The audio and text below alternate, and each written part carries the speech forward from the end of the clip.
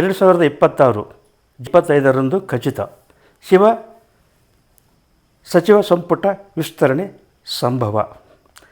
ಈಗಾಗಲೇ ರಾಜ್ಯದ ರಾಜಧಾನಿ ಬೆಂಗಳೂರಿನಲ್ಲಿ ಮತ್ತು ರಾಷ್ಟ್ರದ ರಾಜಧಾನಿ ದೆಹಲಿಯಲ್ಲಿ 2ನೇ ಕಂತಿನ ಸಚಿವ ಸಂಪುಟಕ್ಕೆ ಭಾರೀ ಸೆಣಸಾಟ ನಡೆದಿದೆ.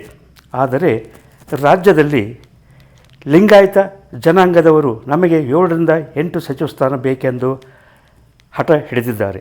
ಇತ್ತ ಒಕ್ಕಲಿಗರು ನಮಗೂ ಸಹಿತವಾಗಿ ಸುಮಾರು 7ರಿಂದ 9 ಅಥವಾ 8 ಸಚಿವ ಸ್ಥಾನ ಬೇಕೆಂದು ಇವರು ಧರಣಿ ಪ್ರತಿಭಟನೆ ಜಿಲ್ಲಾವಾರು ನಡೆಸಿದ್ದಾರೆ.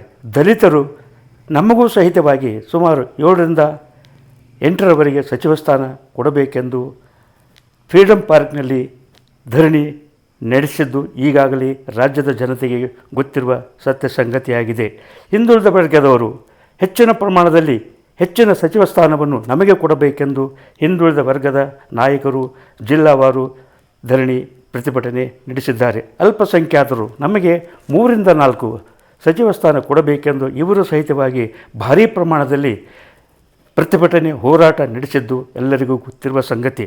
ವಾಲ್ಮೀಕಿ ಜನಾಂಗದವರು ಅವರು ಸಹಿತವಾಗಿ ನಮಗೆ 3 ಅಥವಾ 4 ಸಚಿವ ಸ್ಥಾನ ಕೊಡಬೇಕೆಂದು ಧರಣಿ ಪ್ರತಿಭಟನೆ ನಡೆಸಿದ್ದಾರೆ. ಆದರೆ ಇನ್ನೊಂದು ಮಹಿಳಾ ಕೋಟಾದಲ್ಲಿ ಇನ್ನೂ ಮಹಿಳೆಯರಿಗೆ ಸಚಿವ ಸ್ಥಾನ ನೀಡಿಲ್ಲ. ಮಹಿಳಾ ಸಂಘದವರು ಸಹಿತವಾಗಿ ಸಚಿವ ಸ್ಥಾನ ಮಹಿಳೆಯರಿಗೆ ಹೆಚ್ಚಿನ ಆದ್ಯತೆ ಕೊಡಬೇಕು. ಕೌನ್ಸಿಲ್ನಲ್ಲಿ ವಿಧಾನ ಪರಿಷತ್ತಿನಲ್ಲೂ ಮತ್ತು ವಿಧಾನಸಭೆಯಲ್ಲೂ ಮಹಿಳೆಯರಿಗೆ ಸಚಿವ ಸ್ಥಾನಕ್ಕೆ ಕೊಡಬೇಕೆಂದು ಮಹಿಳಾ ನಾಯಕಿಯರು ಹೋರಾಟ ಪ್ರತಿಭಟನೆ ಧರಣಿ ನಡೆಸಿದ್ದಾರೆ. ಇತ್ತ ಇನ್ನೊಂದು ಸಮಸ್ಯೆ ಏನೆಂದರೆ ಈ ರಾಜ್ಯಕ್ಕೆ ಲಿಂಗಾಯತರು ಮುಖ್ಯಮಂತ್ರಿಯಾಗಿದ್ದಾರೆ, ಒಕ್ಕಲಿಗರು ಮುಖ್ಯಮಂತ್ರಿಯಾಗಿದ್ದಾರೆ, ಆಮೇಲೆ ಹಿಂದುಳಿದ ವರ್ಗದವರು ಮುಖ್ಯಮಂತ್ರಿಯಾಗಿದ್ದಾರೆ.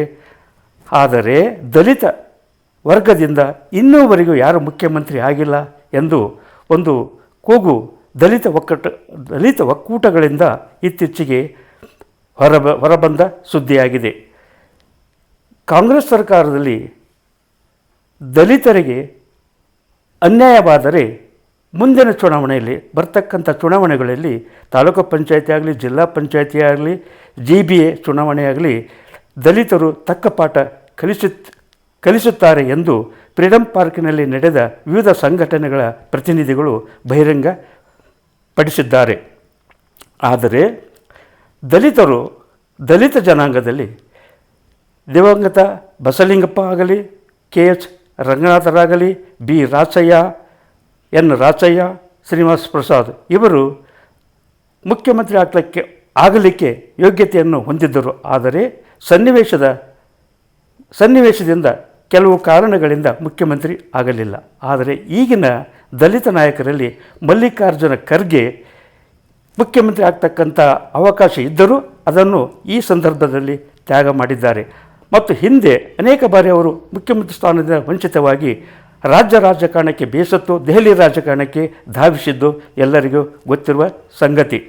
ಆದರೆ ಡಾಕ್ಟರ್ G. ಪರಮೇಶ್ವರ್ ಇವರು ಮುಖ್ಯಮಂತ್ರಿ ಪಟ್ಟ ಒಂದೇ ಸ್ಟೆಪ್ ಉಳಿದಿತ್ತು, ಆದರೆ ವಂಚಿತರಾದರು. ಯಾಕೆಂದರೆ ರಾಜ್ಯ ಸುದ್ದಿ ಸೆಂಟರ್ ಬೆಂಗಳೂರು ಇವರು ಕ್ಯಾಬಿನೆಟ್ಗೆ ಒಬ್ಬರೇ ಬರ್ತಂಥ ವರದಿ ಪಟ್ಟಿತ್ತು. ಅವರು ಒಬ್ಬರೇ ಬಂದು ರಾಜಭವನದಲ್ಲಿ ಪ್ರಮಾಣ ತಗೊಂಡ್ರು. ಇದೇ ರೀತಿಯಾಗಿ ಇನ್ನೊಂದು ಸುದ್ದಿ ಏನಂದರೆ ಅವರು ಕಾಂಗ್ರೆಸ್ ಪ್ರೆಸಿಡೆಂಟ್ ಆಗ್ತಕ್ಕಂಥ ವರದಿಯನ್ನು ಪ್ರಥಮವಾಗಿ ನಮ್ಮ ರಾಜ್ಯ ಸುದ್ದಿ ಸೆಂಟರ್ ವರದಿ ಮಾಡಿತ್ತು. ಅದು ಹಾಗೆ ಆದರು. ಆದರೆ ನಮ್ಮ ರಾಜ್ಯ ಸುದ್ದಿ ಸೆಂಟರ್ ಇನ್ನೊಂದು ವಿಶೇಷ ವರದಿಯನ್ನು ಅವರ ಗಮನಕ್ಕೆ ತಂದಾಗ ಅದು ಏನೆಂದರೆ, ನೀವು ಕೊರಟಗೆರೆಯಲ್ಲಿ ನಿಂತರೆ ಸೋಲುತ್ತೀರಿ, ನೀವು ರಾಜ್ಯ ಕಾಂಗ್ರೆಸ್ ಪ್ರೆಸಿಡೆಂಟ್ ಅಧ್ಯಕ್ಷರಾಗಿದ್ದೀರಿ, ಹಾಗೆ ಚುನಾವಣೆ ಮಾಡಿದರೆ ನೀವು ಮುಖ್ಯಮಂತ್ರಿ ಆಗುತ್ತೀರಿ. ರಾಜ್ಯ ಸುದ್ದಿ ಸೆಂಟರ್ ವರದಿಯನ್ನು ಕೊಟ್ಟಾಗ ಅವರು ಅಷ್ಟು ಗಂಭೀರವಾಗಿ ಗಮನಕ್ಕೆ ತರಲಿಲ್ಲ. ಕೊರಟಗೆರೆಯಲ್ಲಿ ನಿಂತರು, ಸೋತರು, ಮುಖ್ಯಮಂತ್ರಿ ಸ್ಥಾನವನ್ನು ಕಳೆದುಕೊಂಡರು.